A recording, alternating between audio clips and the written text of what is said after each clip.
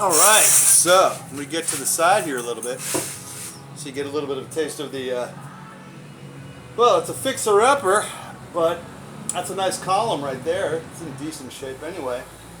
And the graviola tree there. So this is the front yard concert series here at the Iguapi on the Beach Studios, my family's place, the Iguapi on the Beach Studio. In Ceará, Brazil, speaking as a New York expatriate myself. So, so welcome to the show. The show is Digging Up God with Darwin. So how are we going to do that? Digging Up God with Darwin, Einstein, and Gandhi, Black Elk, Ashanti Harriet Tubman, John Coltrane, J.B. Andrade Silva, and Kung Fu Yoga Baseball et al. A Vision Quest and Spiritual Odyssey, Progressive and Interfaith from Harvard, New York, and Kenya to Love, Epistemology, Buddha, Shamans, Jesus, Brussels, and Brazil, Latin American Brazil, and more. By me, Whale Rider, or Mark Whale Rider, the Interfaith Guy. So,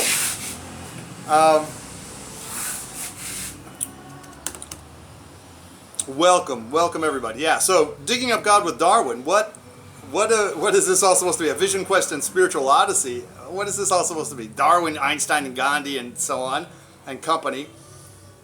Oh, what is this? A Vision Quest and Spiritual Odyssey? How is that going to happen?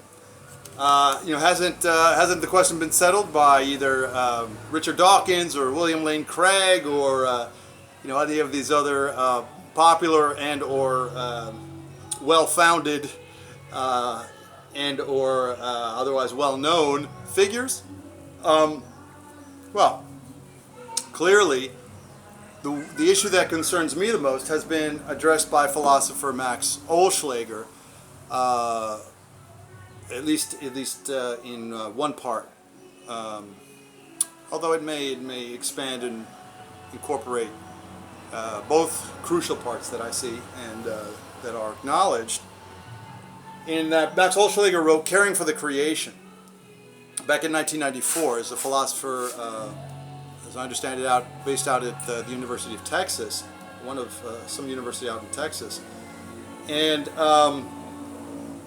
that was 2 years after the 1992 UN Rio Earth Summit conference, extending that would be Stockholm plus 20. That became then Rio plus 20 more recently in 2012. And with the COVID interruption, then there not being any meeting in 2022. But so, how are we supposed to talk about all this? Well,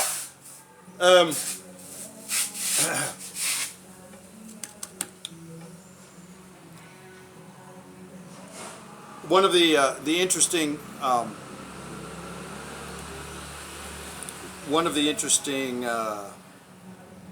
angles that I like to look at is Jared Diamond's collapse. His look in particular at Easter Island is exciting and sobering in various angles. He talks about in his own research, and he made visits to the location, so he really got familiar with a lot of the details, as well as the research. He talks about the fact that by 1680, the island's natural resources, the trees, talking centrally about the trees, had been all cut down and used for carrying statues that had become the focus of the island's tribal culture, the Polynesian culture that had arrived there on sail ships. Was extremely isolated there, and in fact it was an island that was not tropical for one thing, and became especially vulnerable to environmental degradation as a more temperate climate, and with the illusory kind of condition that over an extended period of time, whatever, tens of thousands, hundreds of thousands, or millions of years, have become a lush island. But in the temperate climate, that particular factor was extremely fragile.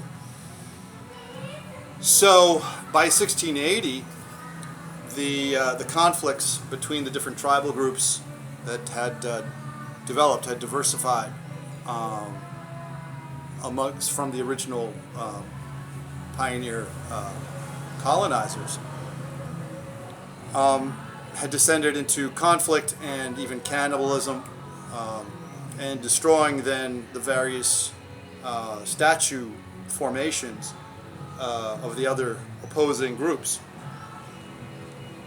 So that by, I guess it was 1680, I'll have to double check the detail, there was the military kind of coup, and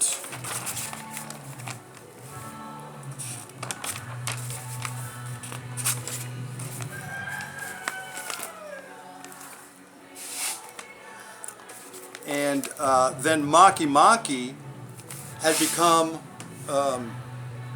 was a figure that had been apparently been taken from the polytheistic pantheon and become, as the creator god, had been given a sort of had become a central role in relation to the Birdman cult. So by some military figure, a shaman, military warrior guy, then can be inferred by the development of this Birdman cult that defined then this ritual activity that gave the potential for young, vigorous islander, young men normally, or whoever it would be, men or women, would then be able to relate to the remaining wildlife, birds in this case, that were nesting on islands, on smaller rock outcroppings some distance from the main island of Easter Island. So, and that then lasted until 1867 or so as missionary activity continued. And so, given that basic situation, I think that makes a kind of an interesting observation that if some shaman had a vision, if we infer that there was a spiritual religious vision that someone had in relation to Maki, the creator god,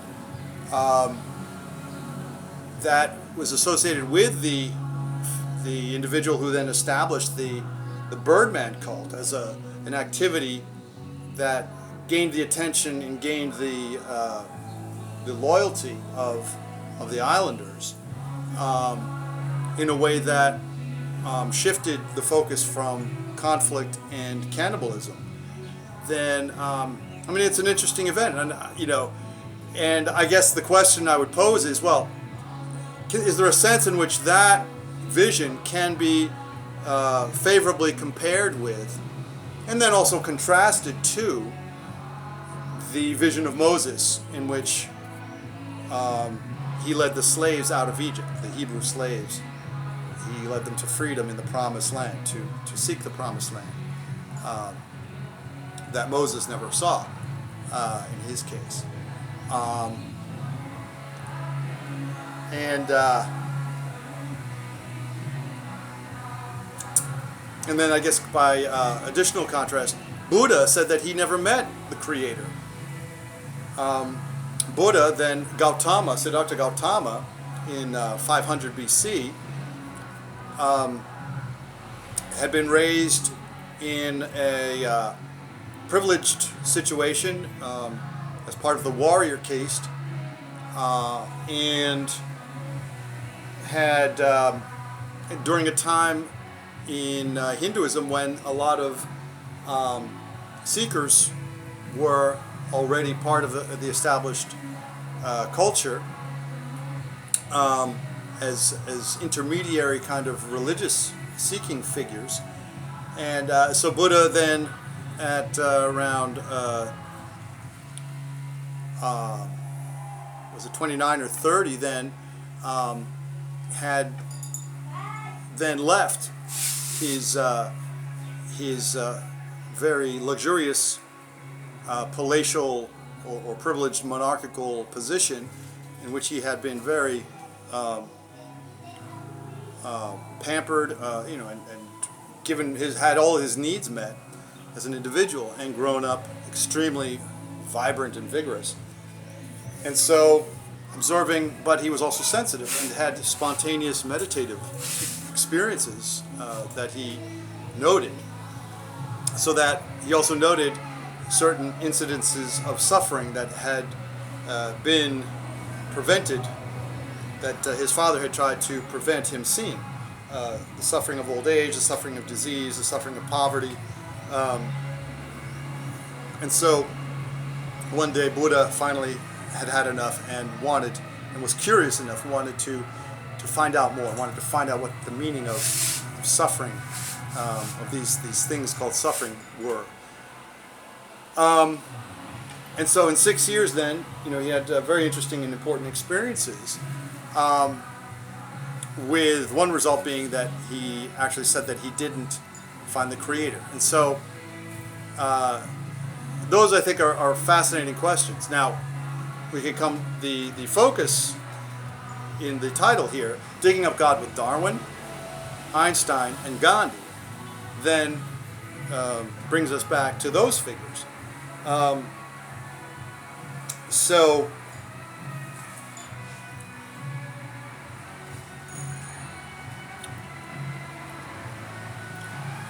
And so the in the spirit of archaeological discovery, I certainly want to bring up the adventurous topics that are at least worth mentioning in some detail, such as the Code of Hammurabi. Right, the Code of Hammurabi then was discovered in 1901 with a French expedition by a guy named, I think, Jacques de Morgan, and is one of the traditions, one of the earliest and most complete examples of a code of laws from around 1800 BC, in the context of King Hammurabi of Babylon. And so it's a stela, a black stela, a beautiful black stela that you can see in the image there, that is, at its top has this image of two figures.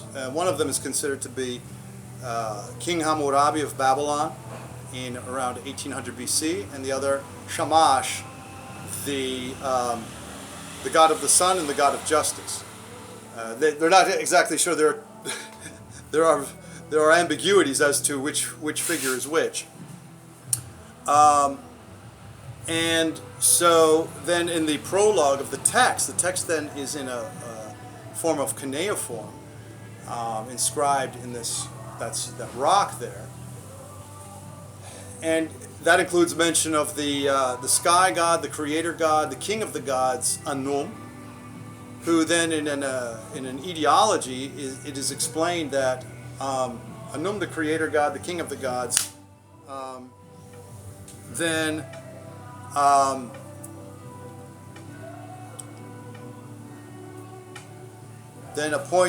gave Marduk his choice of centers, and Marduk chose Babylon to be the god of Babylon, to locate his center of earthly power in Babylon.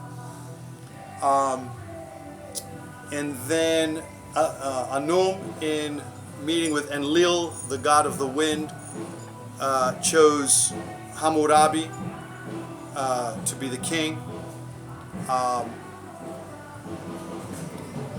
And so, it's this visionary, it's a religious, spiritual, religious kind of visionary account that reflects what we can observe historically and empirically,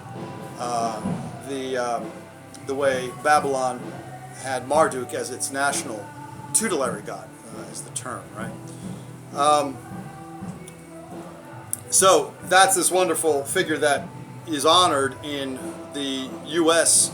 as part of one of the 20 or so spiritual religious traditions or legal traditions honored historically for their historical significance. And so that was 1901 when it was discovered, and so it has various aspects, right, that become part of this idea of digging up God with Darwin, Einstein, and Gandhi. So now, starting with digging up God with Darwin, I want to come back to Darwin himself. His own expedition began in 1831, right? Anybody know what that is, right? Did he write The Origin of Species in 1831? No, that was 1859, right? So some 18 years later when it was published. But it was 1831 then, something else significant happened that kind of lends a spirit of adventure to, and clarity, right? Allows us to start visualizing the evidence, right? As one form of evidence of visualizing the idea, the concept, the metaphor of digging up God, the metaphor for philosophical reflection, for philosophical thinking, for rational thinking. Ultimately, it's a form of rational thinking that honors other alternative types of experience. So we have that, we can acknowledge that kind of mutual, multiple, well, I like to use the term multidisciplinary. It's a multidisciplinary experience and a multidisciplinary form of philosophical scholarship.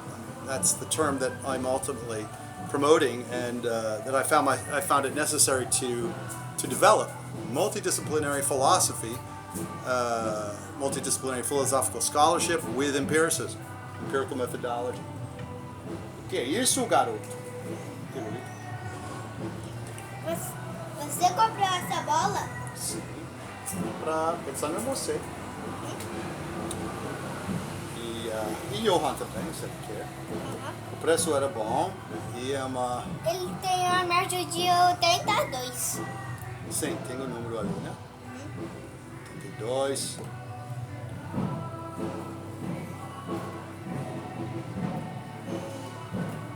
Tem cores, vários desenhos. Oh, eu estou gravando, garoto. Tem escrito Licença, aqui Kevin. Tá escrito aqui do lado. Ok, então, licença que eu estou gravando.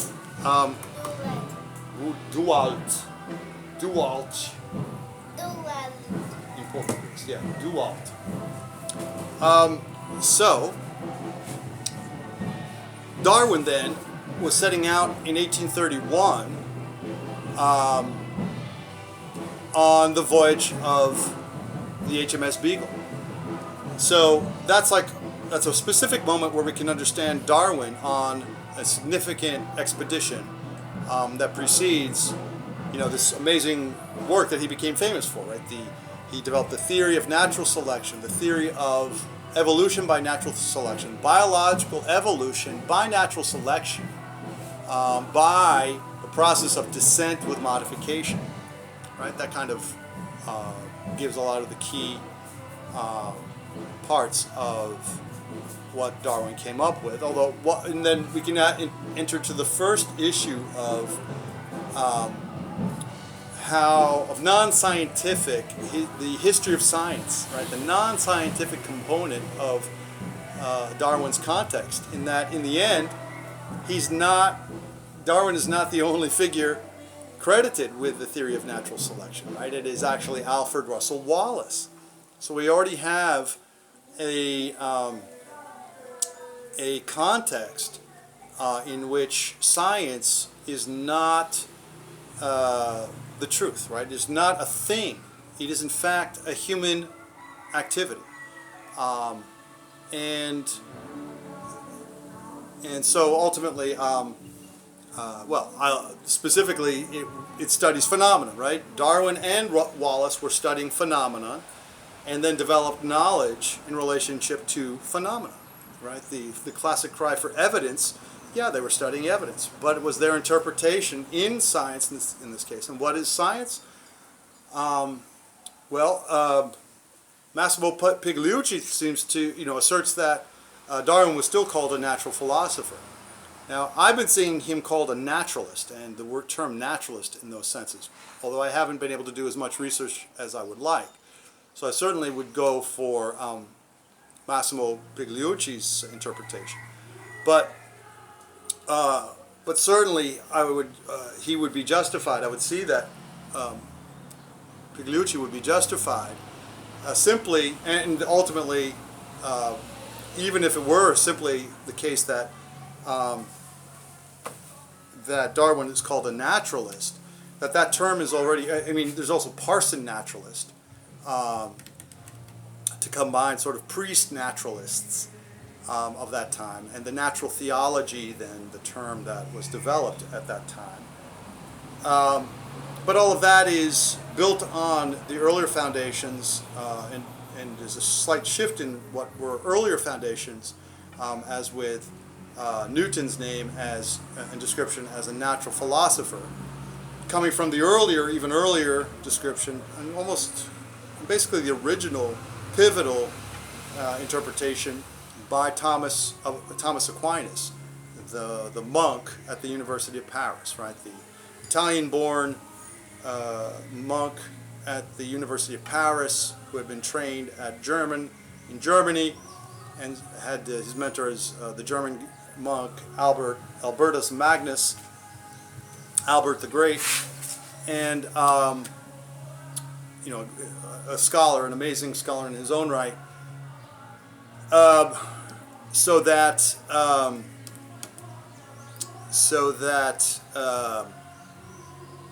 Thomas Aquinas then had identified 4 basic areas of knowledge and for study, or phenomena for knowledge development, and identifying them as lawful areas of law, whether lawful phenomena, so that laws could be developed, lawful knowledge about laws could be studied. So there was natural law, right, which became then natural philosophy, and then science, and human law, then which was the social sciences, became moral philosophy and the social sciences later, and then eternal and divine law, or rather divine law and eternal law. Divine law being then the scriptures, in that case apparently as part of Thomas Aquinas' original idea, and then divine law then, or rather eternal law then, which I suppose we could identify with the philosophy of metaphysics. What is the nature of God? And those kind of questions. To understand then the phenomena and the lawful develop philosophical ideas, systems of knowledge about it. So that then is December 27th, 1831, with Charles Darwin there at the docks with HMS Beagle. That's a significant part of the context then, before his developing and publishing Origin of the Species, with the fully developed or the pivotally formulation, the pivotal founding formulation of evolution by natural selection, that stood in relation to the earlier ideas of religious creation. of religious ideas of creation in biology, of biological phenomena. Centers of creation was the basic idea that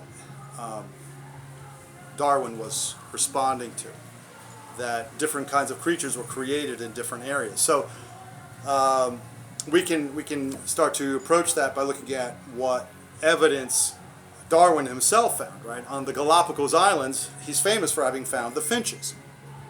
Now we already enter into this murky, what at first glance seems to be murky, that we need to unpack, and that we get clear about the processes involved in what is, in fact,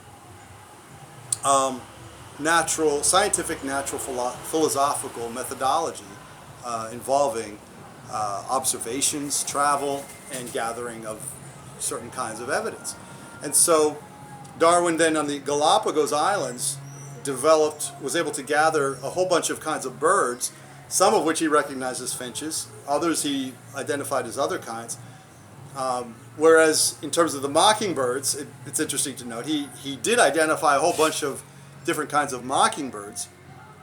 And so his original observations at the time were limited. His ability was limited at the time to recognize those, what they represented. But he gathered the evidence, and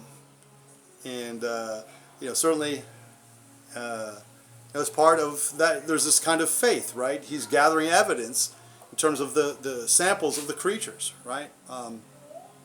In a way that has certainly changed today, right? With the issues of endangered species and so on. But so he brought all those specimens back and was in contact with an ornithologist and other specialists to clarify, to use their specialties, their specialized knowledge and abilities in this area, in biology, in these subdisciplines of biology. And so I think it's James Gould, or John Gould was the ornithologist who was able to identify the common species of various kinds of birds as finches, with their different beaks to open different kinds of food, as well as clarify that the different mockingbirds that Darwin had recognized as mockingbirds were not only just varieties, subspecies somehow, but had already speciated. That they were like the finches, they had already speciated. And so with those birds then being recognizably from the mainland, South America in that case, the Americas, however their migration patterns would be understood.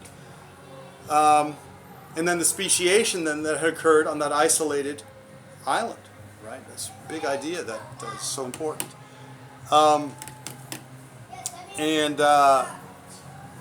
And so then there are additional ideas that we can observe in that a fossil tooth of that Darwin had found earlier on his voyage on the Beagle, when they had arrived in Argentina, he recognized pretty quickly, if not immediately, as belonging to a giant sloth.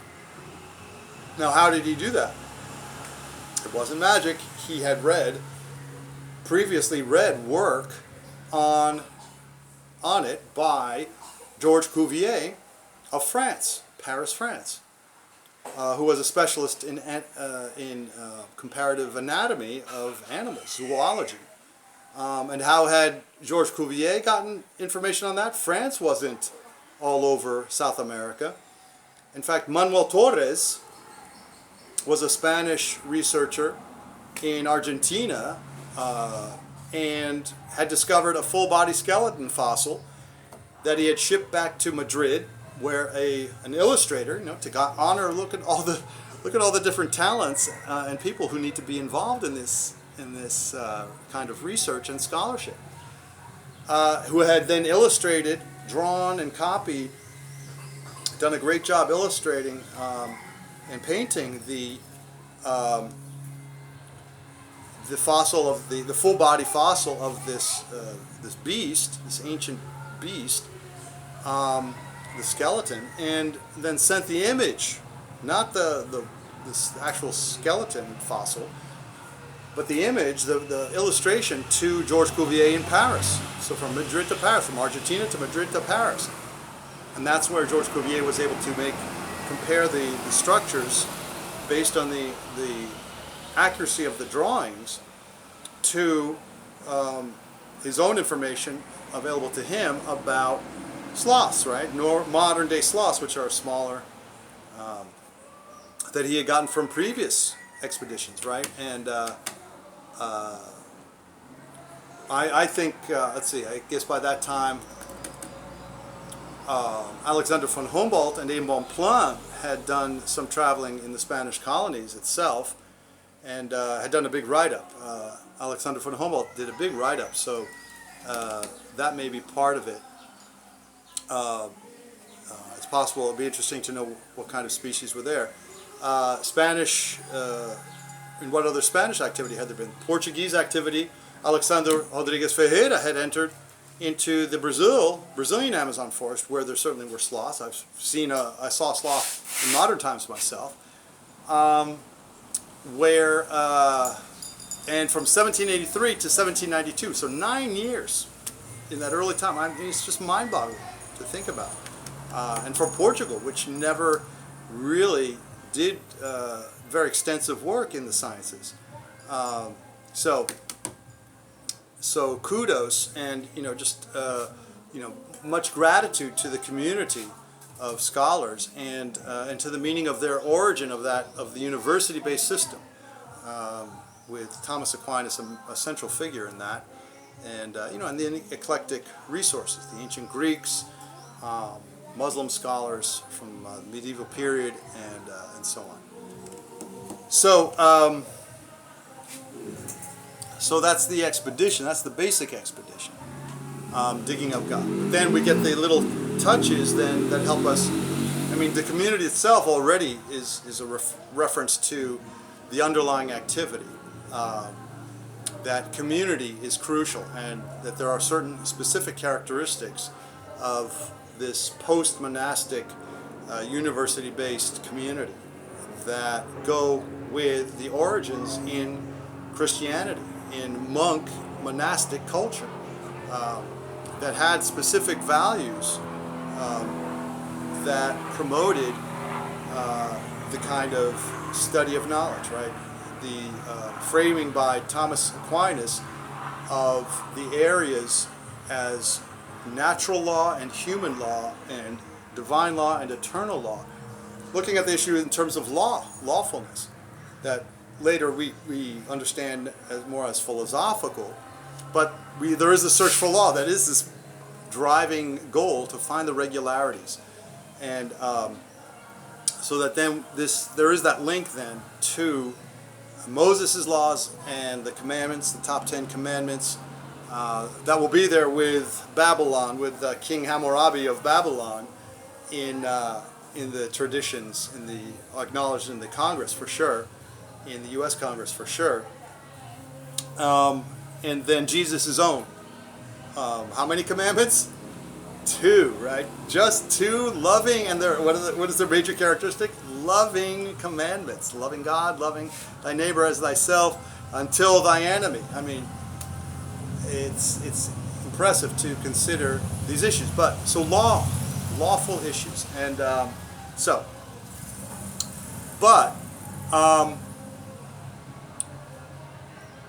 that's one important aspect. But Darwin then was on this voyage with a captain, Captain Robert Fitzroy. You don't have a ship without a captain, and the captain was all important in this case, and for a variety of reasons. But in this case, one issue was slavery. In stopping in Brazil in 1831, slavery was still legal, like in the United States, despite the English patrolling with anti-slave ships. The English were already advancing in that sense. And the HMS Beagle itself, Captain Robert Fitzroy, had been part of, I believe, anti-slaving expeditions. And so the opposition is kind of interesting there. but Darwin was opposed to slavery, and that gets us to what was his original religious background. His father was a free thinker. His father was a medical doctor, and Darwin had actually volunteered with him as he was preparing to go to the University of Edinburgh Medical School in I think the 1820s, and